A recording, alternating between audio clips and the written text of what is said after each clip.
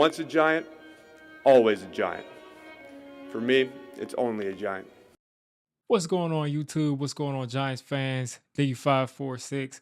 And I want to get straight into this. I haven't done a pregame video the last 2 weeks. I missed it because of that Cowboys game and because we scored so many points. I was like, maybe it's superstition. So I didn't do it the next week. And then we went out and we looked like the same old Giants last week. So I'm back doing this pregame for the Chargers. Huge game coming up. Jaxson Dart, of course, is going to make his debut. We're going against what looks like a buzzsaw so far. Now, the Chargers have gone against some teams that we thought would be really good teams, but haven't really showed that they were great teams. They played the Chiefs week 1, which, if we had been on our B game or A game last week, we may have, been in a heated game with them. If we scoop up the fumble, if we execute in some situations, we had a shot at winning that game. I'm not going to say that's a game we should have won, but we had a shot at winning that game. And that's what they played week 1. And then week 2, they played the Raiders, who have really been an absolute joke. They got blown out by the Commanders with Marcus Mariota last week. And now, and then this past week, I think they played the Broncos, or maybe they played the Broncos week 2.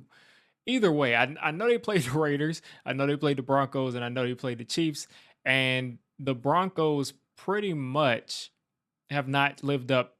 They haven't lived up to the hype either. And the Broncos, in their most recent game, they only won that game 23-20.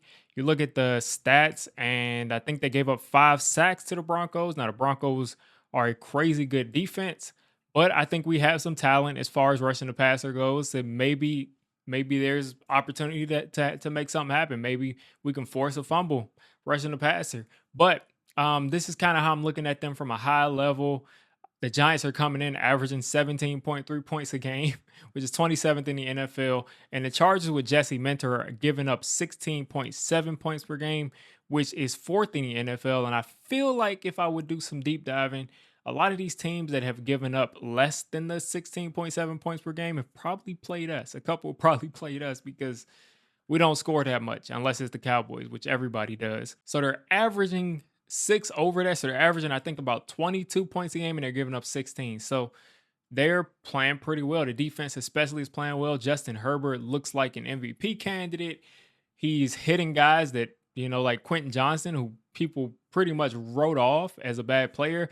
They wrote off Keenan Allen as a washed player, and Keenan Allen is looking like prime Keenan Allen. He's wide open in the end zone. The dude looks like his old self. He was with Caleb Williams last year, and we thought he was cooked. But I guess, the quarterback really makes a difference. Him and Justin Herbert back like they never left. Jim Harbaugh, of course, to me, Jim Harbaugh is arguably the best coach in the NFL. There's some arguments to be made, so there are other candidates. But to me, he's arguably the best coach in the NFL and a guy that I wanted when he was free. I wanted him during the coaching cycle when we hired Daboll, but he ended up going back to Michigan. And I heard that when he was coming out, he wanted to interview with the Giants and Jets, but at least the Giants said that they had Daboll, and that was like just after Daboll had just won Coach of the Year, and then the year after went 6-10 with not really a good team and a really injured roster. So they said they wanted to stay with Daboll. And it's unfortunate because it looks like Daboll's on his way out, and Jim Harbaugh is just putting together a really, really, really great roster and a team that, again, is mirroring pretty much what he did for the 49ers. So sucks to be in the situation we're in. And I just don't see, you don't see guys like Jim Harbaugh growing on trees every day. You just don't see that. And it's unfortunate we didn't get to get him. But let's look at a little bit more things. Of course, they're coming in 3-0 undefeated. They are averaging about 270 pass yards a game, which is 2nd in the NFL. So Herbert's lighting it up. Rushing yards, they're 24th. We are 21st. Now that shows that they have not been able to run the football as well. And if we can slow down the run and our guys can just get after the passer, that would be great. I'd love for our guys to just get after the passer because that's really the weakness of our defense is running the football, and they have not really done it that well. They are a positive +2 in the turnover ratio, and we're -3.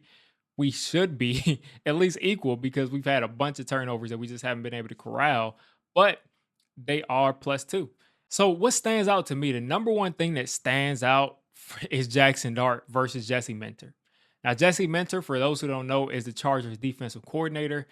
Jesse Minter is a guy that has history in Baltimore, coached under Wink Martindale. Then he followed, didn't follow him, but then he followed, I think it was McDonald, the guy who is, I think, in Seattle now, followed him, I'm pretty sure, to Michigan along with Jim Harbaugh, ended up taking over once that dude left. And, now Wink is in Michigan. But essentially, he runs a variation of that Ravens defense, except he's not as aggressive as a Wink Martindale is. And of course, you really go back to look at how that defense came to be. That event that originally comes from Rex Ryan, and that comes from Buddy Ryan. So this is a long tree of coaches who really coach well. Their guys are very disciplined. They're really great at disguising things, and that's the number one thing that I'm worried about. Is the Chargers are very, very good at disguising things. They have a lot of versatile players who can play multiple positions, and the biggest guy that we're going to have to look out for, that Jaxson Dart is going to have to account for every single play, is Derwin James. It's Derwin James by far, and I'm looking at my phone because I'm pulling up a screenshot. Since 2024, he has 300 snaps at slot corner, he has 300 snaps at outside linebacker, and he has 200 snaps as safety. So he lines up at slot, he lines up at safety, and he lines up at outside linebacker, and he can be off ball outside linebacker, or he can be on the line rushing the passer from the edge. And he usually doesn't end up going against tackles. Usually it's going against a tight end, but you have to double him if he's going against a tight end because the guy is so difficult to block, whether it's speed, whether it's just power. The dude is ridiculous. Wherever he lines up, he makes an impact. He had a lot of health issues coming out, but he's been able to stay healthy, and the dude is an absolute monster. So when I talk about disguising defenses, I don't want to get too far down the rabbit hole, but imagine a guy can either play stand-up rush outside linebacker, can play traditional off-ball linebacker, and can also play safety. So when you're disguising a coverage and the safety looks like he's coming down to do something, but in reality he's coming down to blitz, and the other safety rotates back, you got three safeties on the field. There's a lot that you can do. And that's really what Jesse Minter is really great at, it as disguising everything. Now, they play a lot of quarters coverage this year. Last year, they played a lot of cover 3, a lot of cover 1, and they're really great at cover 3 and cover 1. But this year, they've been playing a lot more quarters coverage, not really letting anything get behind them. It's a reason why they're only giving up 16 points a game. They're making people earn it. They're stopping the run for the most part. They're not letting people throw the ball all over the place, and they're not giving up the big plays. So they're in quarters. They're not letting things go past their head. And a lot of times what they're doing is they're coming out in quarters, and they'll switch every once in a while from quarters to cover 1, or they'll switch from quarters to cover 0 blitz. So they are very confusing to play against, and Jaxson Dart is in his first ever NFL game. So I'm just expecting that there will probably be, I'm not even going to vocalize it, but there could be some disastrous plays from our rookie quarterback just because he has never seen this type of disguise. I'm not sure if he played against Michigan because they do this crazy stuff in Michigan too, those poor college players. But hasn't seen this with NFL players because some things you just physically can't do with college players because they just can't physically do it. They don't have it. They're just not those types of athletes. But you can do that in the NFL at a very high level, and that's what scares me. Beyond that, you got another guy, Daiyan Henley, who is just a guy that I really wanted to be a Giant. I really have felt like we've been bad at inside linebacker for a long time.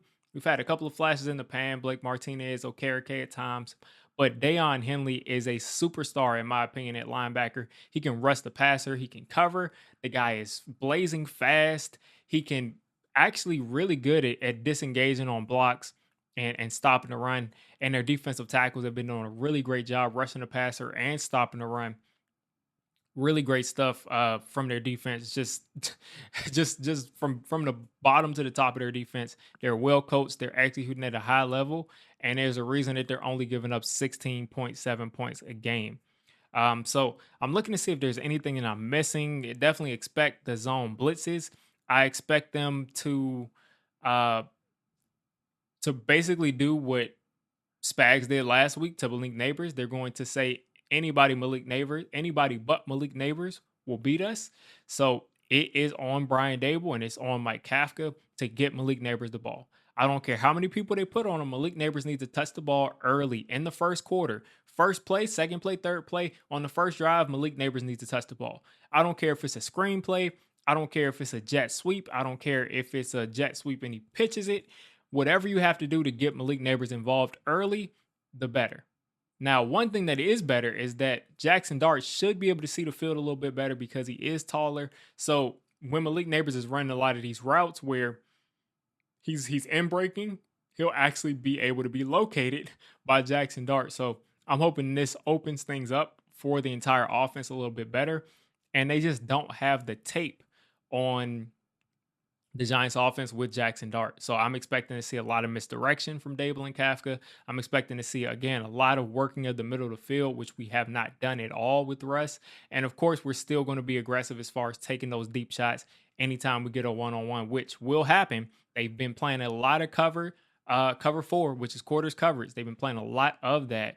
But again, a lot of times they'll disguise like they're all back in cover 4, and you'll just see a crazy fast safety rotation and you're in cover 3 or you're in cover 1, and then you'll have that one-on-one shot and you got to take advantage of it. The ball placement has to be on point because those safeties can rotate extremely fast, and we have got to take advantage of it when they leave that quarters coverage, because in that coverage they're so disciplined, they're so effective that there's not much we're really going to be able to do as far as stretching the field, 30, 40 yards down.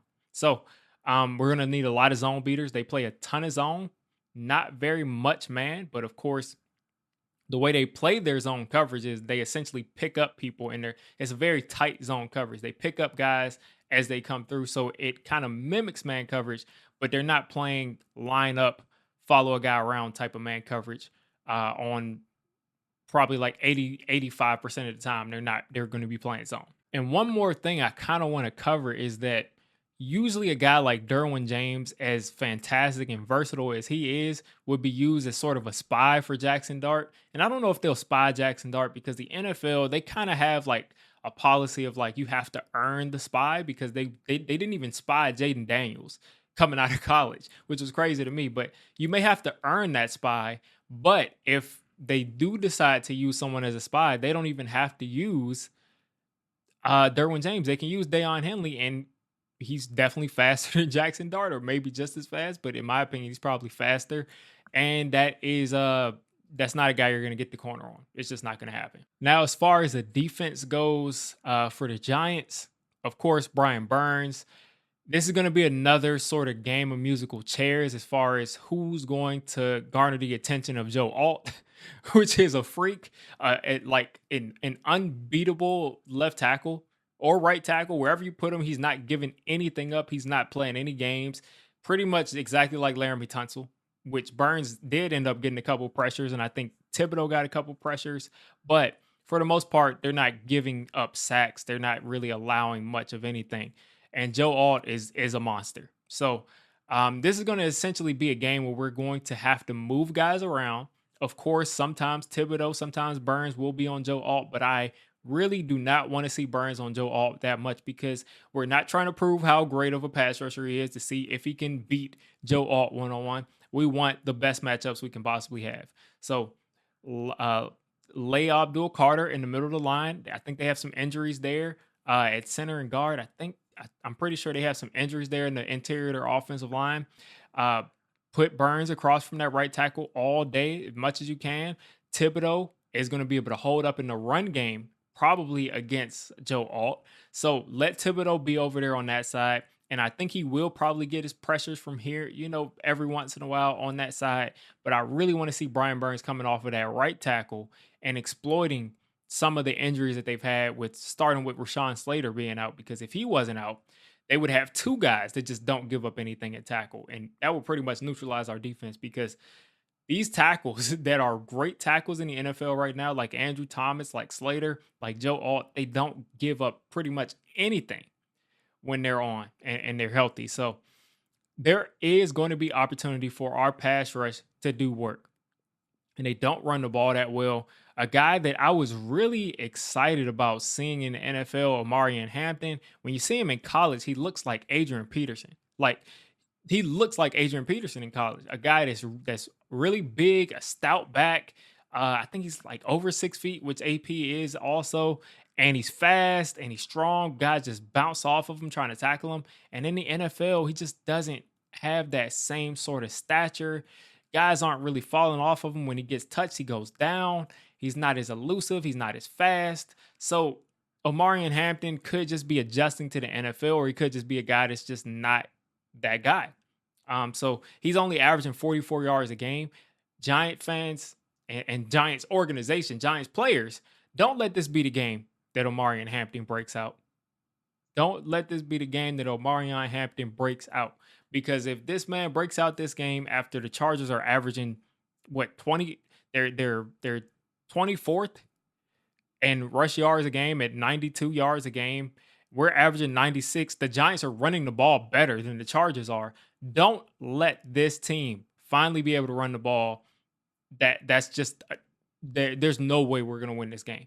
If we got guys jumping out the window, running the ball on us, there's no way we're gonna win this game. Of course, again, you got Justin Herbert, 8 touchdowns, 1 interception, threw 3 interceptions last year, so he's only thrown 4 interceptions since the beginning of the last year.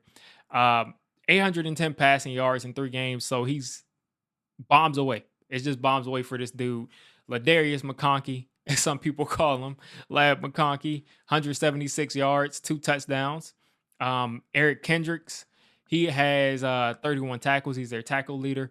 But as far as the offense goes, McConkey is a guy that's going crazy. I already talked about Quentin Johnston. I already talked about Keenan Allen. He's got weapons all over the place. And I mean, he is playing out of his mind. He's playing out of his mind. So Justin Herbert, to beat him, we're going to have to get legitimate pressure on this guy on a play-in, play-out basis. And again, the Broncos were able to hold them to 23 points because they sacked Justin Herbert 5 times. So we're going to have to sack Justin Herbert. If we want to win, we're going to have to sack Justin Herbert probably 9, 10 times or 8 times. So we're going to have to force some turnovers there. As always, I'm terrified of the middle of the field for us because, again, on offense, we weren't attacking the middle of the field because of Russell Wilson. But also on defense, we have not been able to protect the middle of the field. We're going to be going against Lab McConkey. We're going to be going against Keenan Allen. Both guys who can work the middle of the field, especially in the red zone, the tight red zone. I do not have much faith in our defense to stop these guys. But again, if we can get pressure on them, that can change the entire outcome of the game. But we're going to have good games, coverage-wise, from our guys on the outside, because even if we are giving up that middle of the field, this cannot be a situation where the guys on the outside are giving up catches to Quentin Johnston for 30 yards downfield, for 40 yards downfield. It's got to be a sound game. And if we do give up to that middle of the field because of the injuries we have at linebacker and so on, we got to tackle, got to get guys down. And, when the ball is in your hands, Adebo, catch it. Catch the interceptions, fall on the fumbles, secure the turnovers that we're forcing. And when we get them in 3rd and long and 2nd and long, get off the field. The Giants have not been able to get off the field on 2nd and long. I don't even have numbers in front of me, but we've seen it 2nd and 17, 2nd and 19, after sacks, after holding penalties that our guys are forcing. We just cannot get off the field, and that's something we just will not beat any of the better teams or even solid teams in the league if we can't get off the field in 2nd and 3rd and long. So how can we win this game? I really think the way for the Giants to win this game is we got to find a way to run the ball, first off. And it doesn't have to be that we need to go off and even get more than our 90-something yards per game. We don't have to do anything crazy there, but we do need to run the football. We need to run the football, which means when we turn around and hand it off, we need to be getting about 3 yards, 2 yards on bad plays, 1 yard on bad plays, but we don't need to be getting negative 2-yard runs, negative 3-yard runs. We need a respectable run game, which means when we hand it off on 1st and 10, the next play is 2nd and 7 or better. So Scatterboo is going to be great for that because this dude never goes down on the first hit. So if we can get in the clear 2nd and manageables, that makes me feel good. On top of that, like I said, get Malik Neighbors involved in the game early. Get him involved in the game often because that's going to open things up for the other players. That's going to open things up for Wan'Dale Robinson. That's going to open things up for Darius Slayton. And as you start to see Jaxson Dart moving around, extending the play, these guys are going to start to come open. And there's going to be big plays that can be had. Any NFL defense, nobody can cover for 6, 7, 8 seconds. They just can't. So there are going to be plays to be made, as we're going to see with Justin Herbert. He's going to do that to us. But there are going to be plays to be made on Jaxson Dart's side too. I'm expecting there are going to be some plays that he wants to have back because this is his first game against a really good defense and a very good defensive coordinator. But we got to do the same thing. We got to force turnovers too. If we don't force turnovers here in our rookie quarterback's first game, it's going to be very difficult to win this game against an undefeated team when we're looking at, a top 4 pick right now. So yeah, once we establish that run in any kind of way, like I said, even if it's 3 yards every time, 3.5 yards every time, once you establish that run to where they have to say, okay, this team will run the football, then you have to start worrying about things like, okay, now that I've established the run, let's run some bootlegs. Let's run some RPOs. Let's run some things that will sort of get these linebackers and these safeties that are super fast flowing in the wrong direction, and we go the other direction. That's how you got to run this offense, because this is a team, again, that is very, very fast, and you want them going the wrong way very fast so you can go the right way very fast. And I think, again, with Scatterboo back there and with Dart back there running this RPO, running some option stuff, there's going to be opportunity if we can get them in a position where we're fooling them. If we don't get a creative game, I just don't see things happening this way. Because at the end of the day, this Chargers defense they're giving up less than 200 yards per game as far as passing. They're giving up less than 200 passing yards per game. So they are obviously doing a great job covering, and they're obviously doing a great job confusing these quarterbacks. So this is Jaxson Dart's first start. We should be excited. This is a game that we can go in excited about. Like, no NFL team should be afraid of another NFL team. These are all professionals. These guys were all the best players at every stage of their life. The Chargers at the end of the day have played a struggling Chiefs team with no receivers. They've played a Raiders team that's a joke. And they've played a Broncos team that has not looked like the same team they looked like last week. So this is not a team that has just like taken apart the best teams in the league. This is not a team that beat the Ravens or the Bills. So there will be opportunity to win this game. The Giants have to capitalize. Can they do it? Can they make less mistakes? Can they run the football at least respectably? And can they take advantage of the big plays when they're there? Because like I said, when you have a defense that's disguising things the way that this is, there will be opportunity on these rotations to hit big plays. We got to take advantage of it. I'm excited. Jaxson Dart is going to be going out there. I'm expecting to see some plays that are just more exciting than what we've seen in years.